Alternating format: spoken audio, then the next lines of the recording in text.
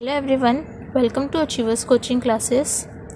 आज हम देखेंगे इन्वर्स फाइंड करने का दूसरा method, inverse of square matrix by adjoint method. Last lecture में हमने देखा था इन्वर्स फाइंड करने का पहला मेथड जो कि था एलिमेंट्री ट्रांसफॉर्मेशन। आज हम देखेंगे इन्वर्स फाइंड करने का दूसरा मेथड जो कि है एडजॉइंट मेथड के थ्रू। Adjoint method comparatively elementary transformation से थोड़ा ईजी है क्योंकि ये कुछ कंसेप्ट 11th के बेस्ड पे है। इस कंसेप्ट को समझने के लिए हमें 11th का डिटरमिनेंट चैप्टर का माइनर और कोफैक्टर वाला टॉपिक अच्छे से याद होना चाहिए। वो अच्छे से आता रहेगा तो हम इसे आसानी से सीख पाएंगे। हम माइनर और कोफैक्टर का थोड़ा क्विक रिवीजन कर लेते हैं। मैंने माइनर के लिए कुछ एग्जांपल दिया हुआ है। सपोज़ हमारे पास एक मैट्रिक्स है A 1 2 3 4 और हमें इसका माइनर फाइंड करना है। सबसे पहले अपने एलिमेंट्स लिख लेते हैं। A1 1, स्मॉल a क्या डिनोट कर रहा है? हमारा एलिमेंट। 1 1 क्या डिनोट कर रहा है? फर्स्ट रो फर्स्ट कॉलम का एलिमेंट है, वो क्या है? 1। A1 2 मतलब कि फर्स्ट रो सेकेंड कॉलम का एलिमेंट है 2। A2 1 मीन्स कि सेकेंड रो फर्स्ट कॉलम का एलिमेंट है 3। A2 2 मीन्स कि सेकेंड रो सेकेंड कॉलम का एलिमेंट है 4। ये हमने देखा हमारे एलिमेंट्स हम कैसे डिनोट करते हैं। हमें क्या फाइंड करना है? माइनर फाइंड करना है और माइनर को हम कैपिटल M से डिनोट करते हैं। माइनर ऑफ 1 1 मीन्स जो हमारा एलिमेंट है A11 इसका माइनर क्या होगा? माइनर को हम M से डिनोट करते हैं इसलिए M11 रहेगा। माइनर फाइंड करने के लिए हम जिस भी एलिमेंट का माइनर फाइंड करते हैं उसका रो और उसका कॉलम डिलीट कर देते हैं और जो बचा हुआ एलिमेंट हमें दिखता है वो हमारा माइनर होता है।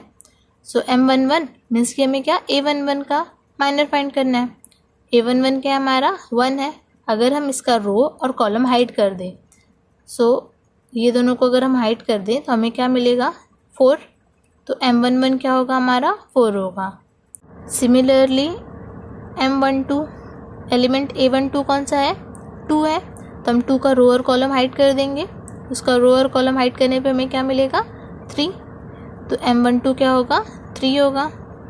नेक्स्ट है हमारा M21।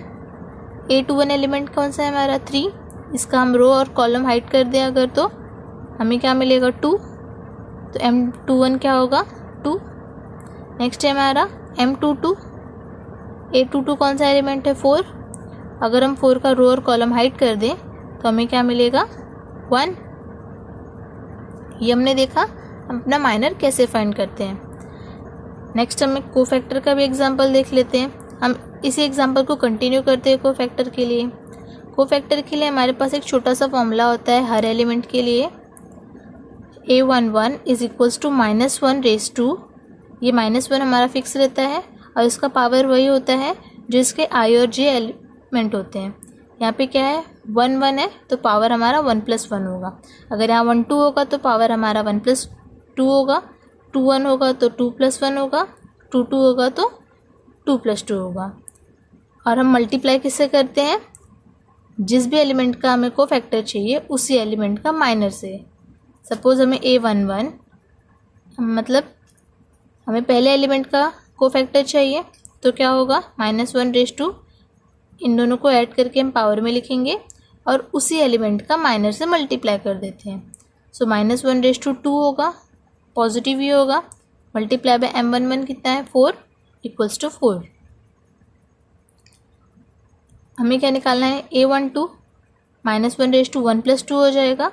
मल्टीप्लाई बाय उसी एलिमेंट का माइनर मीन्स कि M12 हमने निकाला है क्या? 3। सो सिंस ये पावर इवन होगा इसलिए हमें -1 मिलेगा।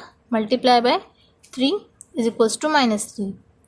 A21 -1 रेज टू 2 + 1, सिंस इसका भी पावर ऑड है इसके लिए हमें -1 मिलेगा। और M21 2 है इसलिए multiply by 2 we get -2। A22 निकालना है, -1 रेज टू 2 + 2 होगा। सिंस इसका पावर इवन है इसलिए +1 होगा। Multiply by M22 is 1, 1 × 1 1। ये हमने देखा कोफैक्टर कैसे निकालते हैं।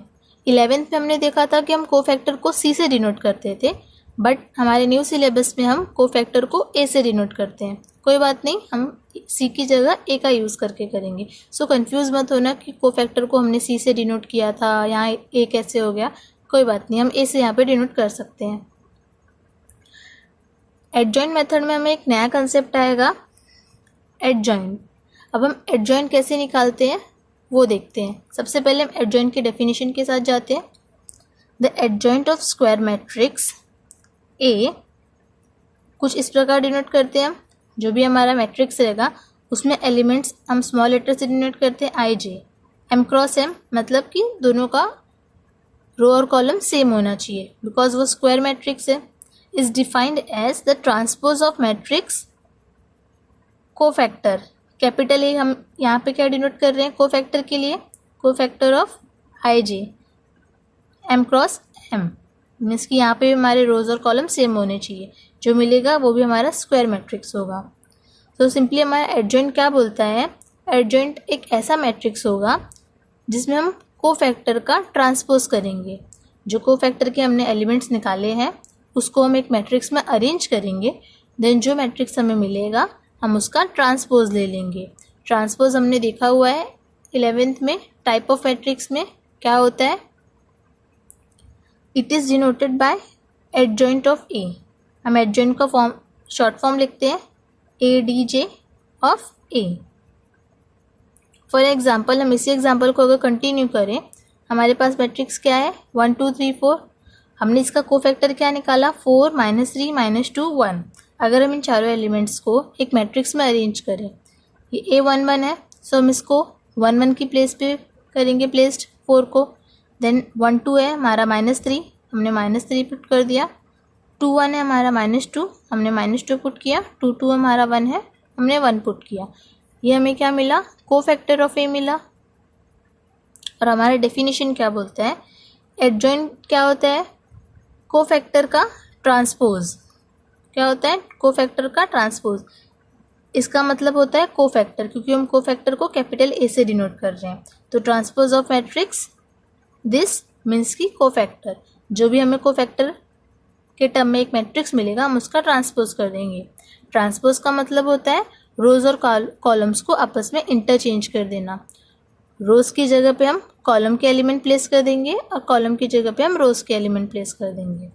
तो फिर इससे हमें then adjoint of matrix A is given by, adjoint क्या मिलेगा, एडजॉइंट को हम कैसे डिनोट करते हैं ए डी जे ए। ये एडजॉइंट हम डिनोट कर रहे हैं इक्वल्स टू क्या हो जाएगा, ये जो हमारा रो का एलिमेंट है 4 -3 इसको हम कॉलम में चेंज कर देंगे। 4 -3 हमने इसे कॉलम में लिख दिया 4 -3। और ये जो दूसरा हमारा रो है -2 1 इसको भी हम सेकंड कॉलम में एडजस्ट कर देते हैं -2 1। और अदर लैंग्वेज में हम बोल सकते हैं हमने इस कॉलम को रो में चेंज कर दिया और इस कॉलम को भी रो में चेंज कर दिया। हमने क्या फाइंड किया है अभी यहाँ पे, एडजॉइंट। इन्वर्स फाइंड करने के लिए हमारे पास एक फॉर्मूला है A inverse equals to 1/mod a into adjoint of A. Adjoint of A हमने फाइंड किया हुआ है, मॉड ए हम ए का डिटर्मिनेंट सॉल्व करके निकाल सकते हैं। अगर हम इन दोनों वैल्यूज़ को सब्स्टिट्यूट कर दें हमारे इस फॉर्मूले में तो हमें सिंपली ए इन्वर्स मिल जाएगा। तो ये था हमारा फॉर्मूला एडजॉइंट मेथड के लिए। एडजॉइंट मेथड के लिए हमें माइनर और कोफैक्टर कंपलसरी आना ही चाहिए। सबसे पहले हमने देखा माइनर हमारा ज़रूरी है कोफैक्टर के लिए क्योंकि हम उसमें यूज़ करते हैं माइनर का। कोफैक्टर ज़रूरी है एडजॉइंट के लिए क्योंकि एडजॉइंट हमारा क्या होता है, कोफैक्टर का ट्रांसपोज होता है। ट्रांसपोज में हम रोज और कॉलम को आपस में इंटरचेंज करते हैं। तो हमने देखा एडजॉइंट कैसे फाइंड करते हैं और इन्वर्स फाइंड करने के लिए फॉर्मूला देखा बाय एडजॉइंट मेथड। अभी हम इसका एक एग्जांपल सॉल्व करके देखेंगे तो आपको ज़्यादा अच्छे से क्लियर हो जाएगा कि एडजॉइंट मेथड है क्या। हमारे पास एक एग्जांपल है, एक मैट्रिक्स दिया हुआ है हमें और बोला है फाइंड ए इन्वर्स, मीन्स कि हमें जो मैट्रिक्स दिया हुआ है हमें उसका इन्वर्स फाइंड करना है। हमारे पास एडजॉइंट मेथड में इन्वर्स फाइंड करने के लिए फॉर्मूला है A inverse equals to 1/mod a into adjoint of A. Adjoint of A find करने के लिए हमें कोफैक्टर फाइंड करना होता है। क्योंकि अगर हम कोफैक्टर का ट्रांसपोज लें तो हमें एडजॉइंट मिल जाता है। तो सबसे पहले हम कोफैक्टर फाइंड करते हैं। सो कोफैक्टर के एलिमेंट्स एक एक करके देखते हैं। यहाँ पे हम कोफैक्टर को कैपिटल ए से डिनोट कर रहे हैं और 1 1 उसका पहला एलिमेंट डिनोट कर रहे हैं। सो A11 क्या होगा, फॉर्मूला हमारा है -1/2, इन दोनों का एडिशन मीन्स कि 1 + 1 इंटू M11। और माइनर हमें क्या बोलता है, जिस भी एलिमेंट का माइनर फाइंड कर रहे हैं उसका रो और उसका कॉलम हम हाइड कर देते हैं। हमें 1 1 M11 मतलब पहले एलिमेंट का चाहिए, सो हम उसका रो और कॉलम हाइड कर रहे हैं। हमारे पास एलिमेंट क्या बचेंगे, 2 -1 -1 2।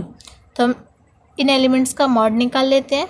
मॉड निकालना मतलब क्रॉस मल्टीप्लाई, 2 2 4 -1 3 मिलेगा हमें। सिमिलरली अपने सारे एलिमेंट्स के कोफैक्टर निकालेंगे। A12 के लिए हमारे पास होगा पावर 1 + 2, M12 के लिए हम इसका रो और कॉलम हाइड करेंगे, जो एलिमेंट्स होंगे हम उसका मॉड निकाल लेंगे, हमें मिलेगा 1। देन A13 के लिए हमें मिलेगा -1, A21 के लिए मिलेगा हमें 1, A22 के लिए मिलेगा 3, A23 के लिए मिलेगा 1, A31 के लिए मिलेगा -1, A32 के लिए मिलेगा 1 एंड A33 के लिए मिलेगा 3। जो हमें कोफैक्टर के एलिमेंट्स मिले हैं हम उसे मैट्रिक्स में अरेंज कर देते हैं। 1 1 के प्लेस पे हम 3 पुट करेंगे, 1 2 के प्लेस पे हम 1 पुट करेंगे, 1 3 के प्लेस पे हम -1 पुट करेंगे, 2 1 के प्लेस पे हम 1 पुट करेंगे, 2 2 के प्लेस पे हम 3 पुट करेंगे, 2 3 के प्लेस पे हम 1 पुट करेंगे, 3 1 के प्लेस पे हम -1 पुट करेंगे, 3 2 की जगह पे हम 1 एंड 3 3 की जगह पे हम 3 पुट करेंगे। सो ये हमें क्या मिला, कोफैक्टर ऑफ ए मिला। अगर हम इस कोफैक्टर ऑफ ए का ट्रांसपोज ले लें तो हमें क्या मिलेगा, एडजॉइंट ऑफ ए। ट्रांसपोज करना मीन्स कि जितने भी रोज़ हैं उन्हें हम कॉलम में अरेंज कर देंगे। सो हमारा पहला रो हम पहले कॉलम में लिख देंगे, दूसरा रो दूसरे कॉलम में, तीसरा रो तीसरे कॉलम में।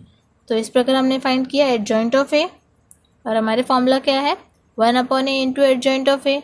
सो एडजॉइंट ऑफ ए का पार्ट हमें मिल गया है। हमें क्या फाइंड करना है, मॉड ए। मॉड ए मीन्स कि जो मैट्रिक्स दिया हुआ है क्वेश्चन में हम उसका डिटर्मिनेंट फाइंड करेंगे। डिटर्मिनेंट फाइंड किया हमने, हमें मिला 4। सो मॉड ऑफ ए क्या मिला हमें, 4। So by using formula for A inverse, A inverse का फॉर्मूला क्या है, 1/mod a into adjoint of A. Adjoint of A हमने ऑलरेडी फाइंड किया है और मॉड ऑफ ए का वैल्यू भी हमने निकाल लिया है। तो सिंपली हम इन वैल्यूज़ को सब्स्टिट्यूट कर देते हैं हमारे फॉर्मूले में। सो 1/mod a मीन्स कि 4 होगा, 1/4 और एडजॉइंट ऑफ ए जो हमने मैट्रिक्स निकाला है हम उसे सब्स्टिट्यूट कर देंगे। ये हमारा फाइनल आंसर है ए इनवर्स फाइंड करने के लिए। अगर आप चाहें सो 1/4 को अंदर मल्टीप्लाई भी कर सकते हैं हर एलिमेंट में, अदरवाइज आप ऐसे ही रहने दें तो भी चलेगा।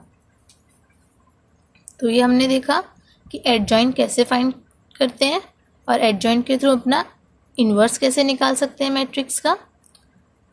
आप इसी कंसेप्ट पे बेस अपने एक्सरसाइज के एग्जाम्पल सॉल्व कर सकते हैं। अगर आपको कोई भी डाउट हो इस कंसेप्ट में तो आप मुझे कमेंट सेक्शन में पूछ सकते हैं। Thank you.